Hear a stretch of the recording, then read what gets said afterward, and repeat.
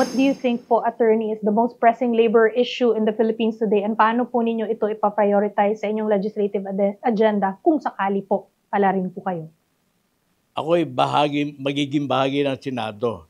Isa sa 24. Ako'y isang abogado na nanggaling sa isang partido.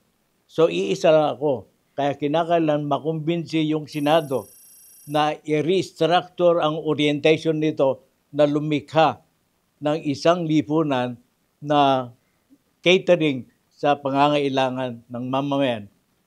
50 million, 50.6 billion ang labor force. Halos kalahati ng 117 million na Pinoy. Ang ginagawa ng mga manggagawa, lumalabas para umunlad. Ang mga engineers, ang mga doctors, ang mga nurses, mga professionals, lumalabas. So meron tayong brain drain.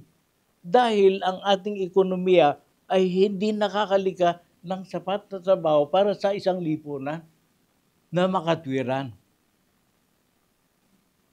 Yan ang nagtulak sa akin pagkatapos ng mahabang panahon na ipinapatupad namin ang mga batas na hindi ko makalinga sa pangangailangan ng nakararami.